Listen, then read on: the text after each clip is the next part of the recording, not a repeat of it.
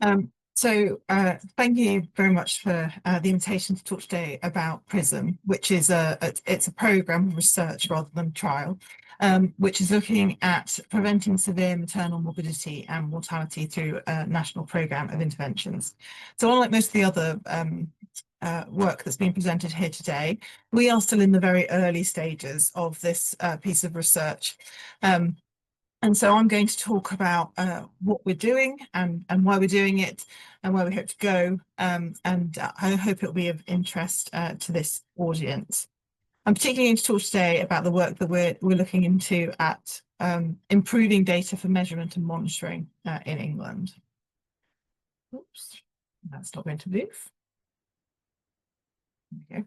So as this audience knows, maternal mortality rates have risen nationally. And you can see this figure from using data from Embrace, which shows an increase of about 25% since 2010. And we know that improvements in care could have made a difference for 45% of the deaths reviewed as part of these confidential inquiries. And that raises to 66% for women who were recent migrants. So the deaths are just the tip of the iceberg. There is a much higher rate of morbidity, and there is a lack of data to really demonstrate that. It's estimated that for every woman who dies, 100 women experience a severe morbidity event. So severe maternal morbidity is a broad construct with many potential conditions and events included within it. It's often described as near miss. And we currently use an indicator called the English Maternal Morbidity Outcome Indicator as a way of looking at it on the population level. So this is based on hospital episode data. It uses ICD codes and procedure codes to identify the women who've had an adverse event. It's based on work that was originally done in Australia to look at severe morbidity, and it concentrates on codes that tend to occur around the time of delivery. It's very reliant on the quality of the coding, and because of that, it doesn't reflect the severity of some of the conditions. So you can see a diagnosis code, but you can't see anything about the severity of that condition. And it can only be reported once hospital episode statistics data has been coded and has been delivered. So it's not particularly quick in terms of monitoring. We did some recent analysis of all births using hospital episode statistics data between 2013 and 2023, which was about 6.7 million births. And the EMOI measure gave an estimate of 3% of births affected by a severe morbidity event in England, with the prevalence increasing over that period. So we know that that is high, and we know that that is probably higher than we would expect, likely because of the broad range of codes included and the population that was included into it. It's higher than you would see in most estimates globally. And so the EMOI, as it currently stands, is an imperfect tool. We also know, and has been mentioned quite a few times today, that the maternity population in the UK is changing.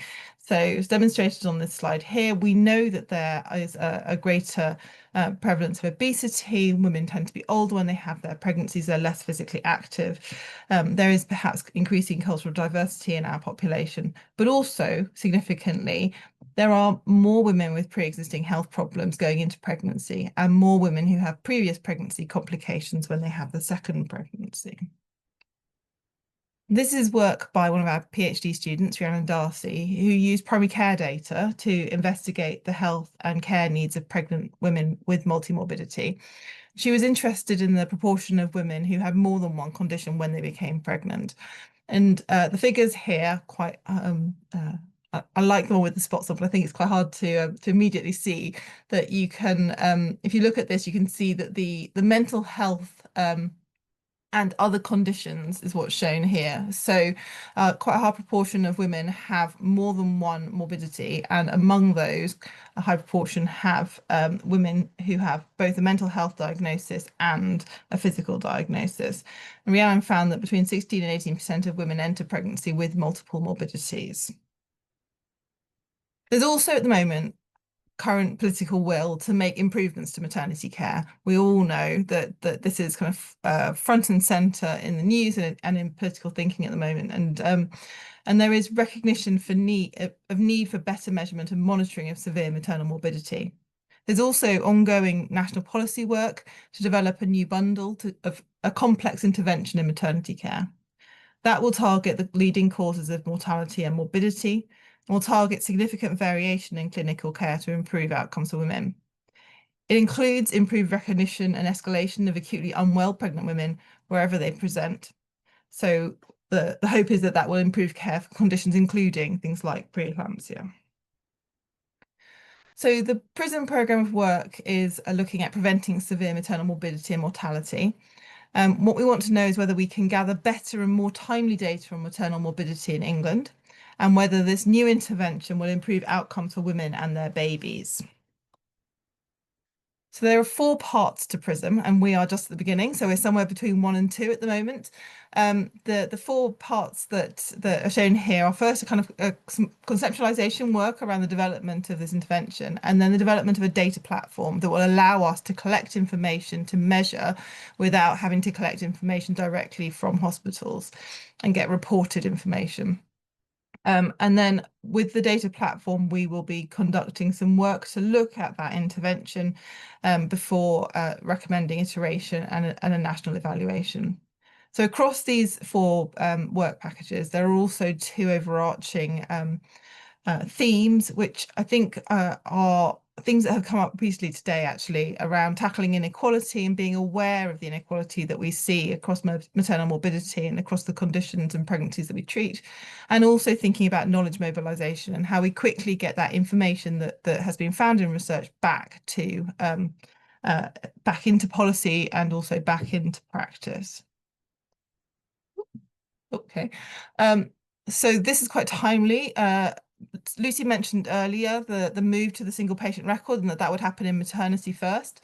There is also the New Health Data Research Service, which is a national initiative aimed at improving access to NHS data for research purposes. Within this, there are regional secure data environments, which have a remit to offer published and linked curated data across multiple care settings. They provide a specialized platform to allow us to access and manage and analyze sensitive data in a controlled and compliant environment. And PRiSM will sit within one of these SDEs and harness data flows that are already in existence and development. The idea is that we'll use data that is already produced as part of clinical care, and we wouldn't need to collect additional pieces of information. So this spider diagram here shows the range of data that's already being collected and flowing on a maternity in the Thames Valley and Surrey SDE. And it includes a whole range of different pieces of information. So things like the Cerner electronic patient record, which has maternity booking, diagnosis, episodes and procedures, but also the lab data and bloods, intensive care, maternity specific records. As well as the hospital-based data, there is also community data, so things like ambulance data and mental health data, and the links to primary care data and development.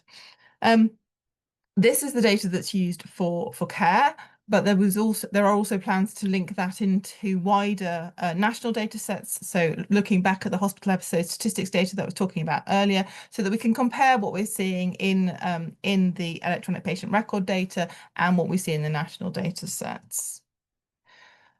So these data will form the basis for the PRiSM data platform. And we will be working towards providing more granular and detailed measurement of severe morbidity nationally that will allow us to track trends and disparities over time. We'll also be conducting this evaluation of the intervention. We'll use these data alongside interviews and focus groups and costs data to evaluate the implementation and the impact of this. So thinking about what is the facilitators and barriers to intervention, who's getting these interventions, and whether they're doing what we hoped that they would. So the timeline for this is we are very early on. So we started in September, we run until 2030. And I hope that I'll be able to come back and speak to you about some of our findings as time goes on. In the longer term, we intend PRiSM to be a resource for wider research, including linked data on a variety of conditions such as hypertension in pregnancy and preeclampsia. So I would say watch this space. If you're interested in this project, please have a look at our website. I want to acknowledge my co-lead, Kate Duig, and the team who are working on this from across these different organisations. Thank you very much. Thank you very much. That's an extremely exciting development, although I'm afraid I'm slightly skeptical because I've seen people try some of this stuff before, and never and the idea of NHS computers talking to each other is something which is quite alien to me, really. But you know, I think that's that's very good and exciting, and we look forward to you coming back at 2030